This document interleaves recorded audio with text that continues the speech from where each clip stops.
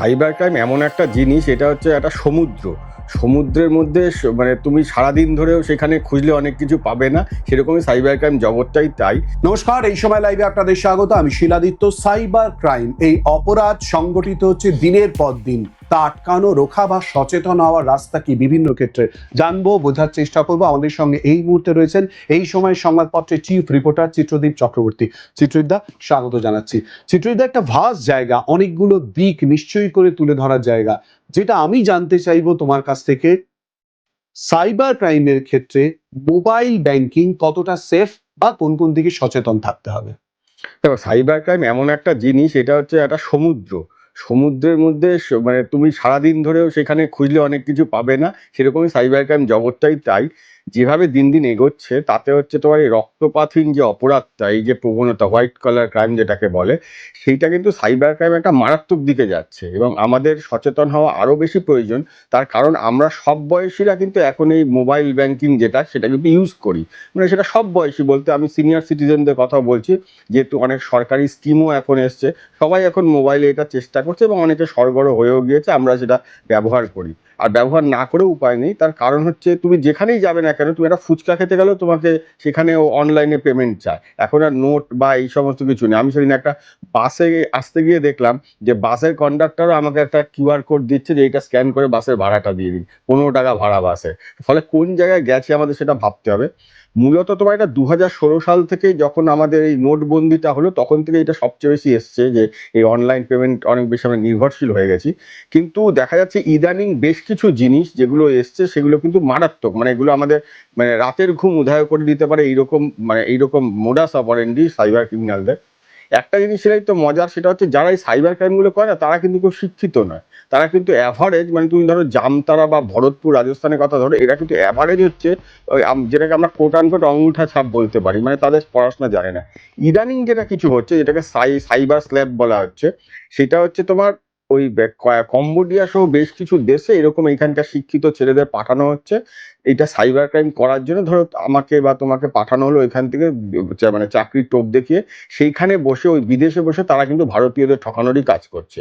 এবং যেহেতু ওই দেশের আইন আলাদা, আমাদের দেশের আইন আলাদা, ফলে তাদের বিরুদ্ধে কোনো ব্যবস্থা নেওয়া যাচ্ছে না। ভারত সরকার যদিও বেশ কিছু পদক্ষেপ নিয়েছে। এবার আসি মূল প্রসঙ্গে, যে নেট ব্যাংকিং এর 2-3টে নতুন ট্রেন্ড এসছে যেগুলো খুব মারাত্মক। একটা ট্রেন্ডের কথা আমি বলছি, সেটা বলা হচ্ছে জাম্প ডিপোজিট স্ক্যাম।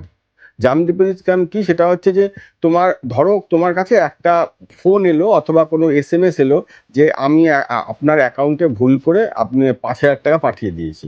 এবার আমার বাড়িতে মা অসুস্থ বা আমি একটা খুব জরুরি কাজে আছি, ভুল করে চলে গেছে, আমার টাকাটা খুব দরকার, আপনি যদি আমাকে ইমিডিয়েট ওই টাকাটা আবার ফেরত পাঠিয়ে দেন তাহলে খুব সুবিধা হয়। স্বাভাবিকভাবে আমরা এইসব আবেগপূর্ণ কথাবার্তাতে একটু গলে যাই। তো আমি ধরো সঙ্গে সঙ্গে তোমার কাছে এরকম এলো, তখন যদি তুমি সঙ্গে সঙ্গে সেই ইউপিআইটা খুলে দেখতে যাও যে হ্যাঁ সত্যি তোমার অ্যাকাউন্টে টাকাটা জমা পড়েছে কিনা, তুমি দেখতে পেলে হয়তো যে তোমার অ্যাকাউন্ট থেকে 50,000 টাকা বেরিয়ে গেছে। এবার ভাবতে পারো তুমি যে কি করে বেরোবে, তুমি তো কোনো ওটিপি দাওনি, কিচ্ছু দাওনি, কি করে বেরিয়ে গেল টাকাটা? এইটাকেই বলা হচ্ছে জাম্প ডিপোজিট স্ক্যাম।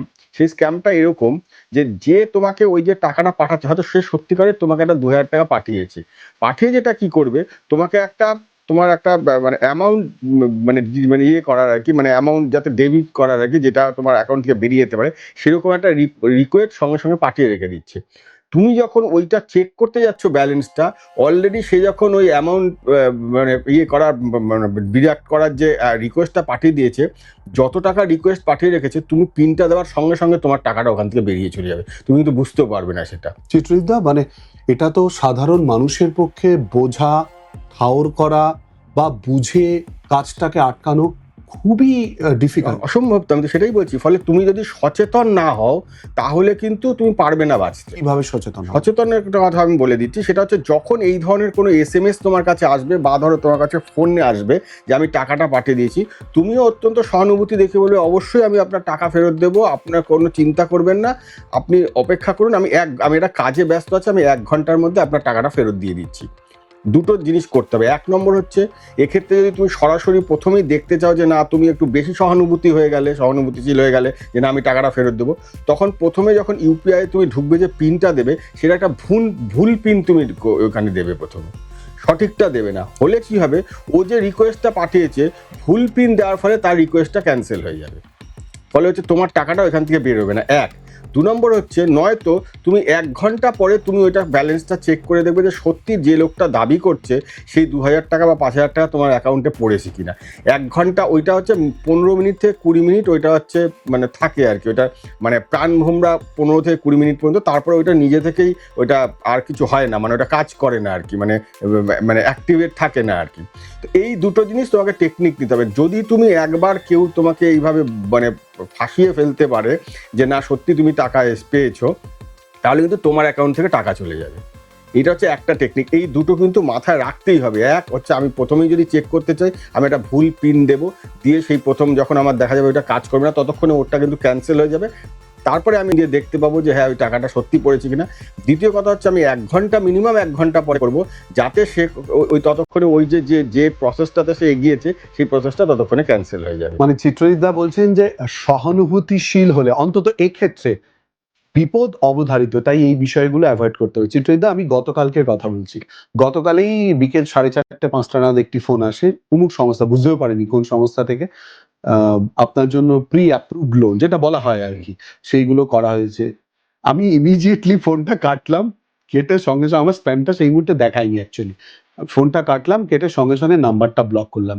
মানে আমি জাস্ট এটা থেকে জানতে চাই যে মানে এটা হয়তো আমি অতিরিক্ত ভয় পেয়ে করেছি, এই প্রসেসটা কি একটা অবলম্বনের রাস্তা হতে পারে? অবশ্যই 100% তুমি ঠিক করেছো। এই কারণে বলছি যে আমরা যে সাইবার ক্রাইমে যারা ঠকছি তারা কিন্তু দুটো জিনিস দিয়ে ওরা আমাদের ঠকাচ্ছে, একটা হচ্ছে ভয় এবং আরেকটা হচ্ছে লোভ। এই দুটো যদি আমরা ত্যাগ করতে পারি তাহলে কিন্তু সাইবার ক্রাইমে কেউ ঠকবে না। ভয় কি না, আপনার অ্যাকাউন্ট বন্ধ হয়ে যাবে, আপনি যদি এই কেওয়াইসি এক্ষুনি না করেন আপনার ব্যাংকে থেকে কিন্তু সমস্ত টাকা চোট হয়ে যাবে, আপনি টাকা আর ফেরত পাবেন না, বা এক্ষুনি আপনারটা ক্লোজ হয়ে যাবে, আপনি খুব দরকার পড়লেও টাকা তুলতে পারবেন না। এটা হচ্ছে ভয় দেখিয়ে তোমার থেকে কেওয়াইসির নাম করে তোমার পার্সোনাল ইনফরমেশনগুলো সব নিয়ে নেবে। আর একটা হচ্ছে লোভ, তুমি এত টাকা লটারি হিসেবে পেয়েছো, তুমি এক্ষুনি এটা অ্যাকাউন্ট নাম্বার বলো, তুমি রেজিস্ট্রেশন ফি বাবদ এত টাকা দাও, বা তুমি এইটা পেয়েছো। এই দুটো জিনিস না মানুষ জয় করতে পারে না, হয় ভয় পেয়ে যায় মানুষ, আর হচ্ছে লোভে পড়ে যায়। এই দুটো যদি ত্যাগ করা যায় তাহলে কিন্তু অনেক সমস্যা আমাদের সমাধান হতে পারে। আর একটা লেটেস্ট জিনিস তোমাকে বলছি, সেটা হচ্ছে call margin scam. Call margin স্ক্যামটা কি না, ধরো তোমাকে কেউ একদিন ফোন করলো, করে বললো যে আমি চিত্রদ্বীপের রেফারেন্সে তোমাকে ফোন করছি, একটা অনুষ্ঠান আছে, তোমরা যদি এটা একটু কাভার করে দাও। তো তুমি সতর্ক করে বলতে পারো যে না ঠিক আছে, চিত্রদ্বীপ আমার পরিচিত, ফলে আমি তো সেই কলটা তো আমরা অ্যাটেন্ড করি, স্বাভাবিক, এটা আমার ক্ষেত্রে হলেও তাই যাবে। যদি কেউ শিলাদিত্য রেফারেন্সে বলে আমি কথা বলবো, দেখা যাবে যে ফোন করেছে সে কিন্তু আসলে একজন স্ক্যামার। কি করে সে স্ক্যাম করবে না, সে বলবে যে এরকম কথা বলতে বলতে তোমার সঙ্গে কথা চালাতে চালাতে তখন সে বলবে এ দেখো তোমার আরেকটা তোমার কাছে দেখো চিত্রদ্বীপ এক্ষুনি বোধহয় একটা ফোন করেছে, যে ও একটা অন্য নাম্বার থেকে ফোন করেছে, তাহলে ওকে তুমি ওই কলটা মার্চ করে নাও, তাহলে এখনই কথা বলে নিচ্ছে, আলোচনাটা করে নিচ্ছি, তাহলে আমাদের ব্যাপারটা মিটে যাবে। তুমি সঙ্গে সঙ্গে ওই কলটাকে ওর মধ্যে মার্চ করে নিলে, যে ওই কলটা যে এটা সত্যি তো চিত্রদ্বীপের নাম্বার হতে পারে, মার্চ করে নিলে কিছুক্ষণ পরে দেখলে তোমার অ্যাকাউন্ট থেকে 50,000 টাকা বা 1 লাখ টাকা বেরিয়ে চলে গেছে। আমাদের প্রশ্ন হয় যে আমি তো কোনো ওটিপি দিইনি, কোনো লিঙ্কে ক্লিক করিনি, কোনো কিউআর কোড স্ক্যান করিনি, কি করে তাহলে যায়? এই টেকনিকটা হচ্ছে এই যে আমি যে স্ক্যামার ফোন করেছে আমার রেফারেন্স দিয়ে, সে তো স্ক্যামার, সেটা তোমার তুমি বুঝতে পারবে না যে স্ক্যামার, কারণ আমার রেফারেন্স দিচ্ছে। সে একটা পরিচিত লোককে রেফারেন্স দিলে তো কেউ প্রথমে বুঝতে পারে না যে সে অপরাধী না সে সাধু একজন ফোন করেছে।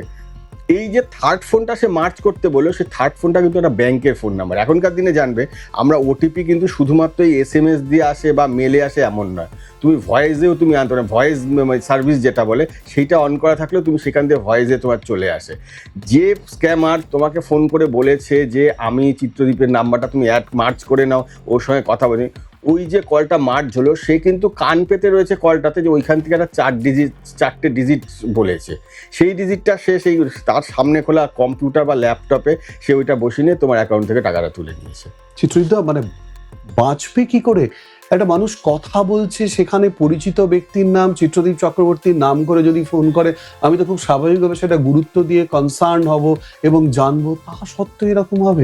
বাঁচার রাস্তা কি আটকে যাচ্ছে? এইখানে বাঁচার রাস্তা তো অবশ্যই আটকাচ্ছে। আমি ওই জন্য বলছি যে আমরা না সাইবার ক্রাইমটাকে দেখবে খুব ক্যাজুয়ালি, না আমি খুব চালাক, ও তো আমাকে ঠকানোর কারো ক্ষমতা নেই। আরে নতুন নতুন যদি টেকনিক আসে তুমি তো ঠকতে বাধ্য সেইখানে, ফলে তোমার কি হবে, তোমাকে সচেতন থাকতে হবে। তো এই যে ভুলগুলো, এই জন্যই বলা হচ্ছে, বারবার লোককে বলা হয়, দেখো দেখো আমি তো অনেক এরকম বলি অনেক জায়গায়, কিন্তু লোকে না এই সম্পর্কে সচেতন না, আমাদের বড্ড সচেতনতার অভাব।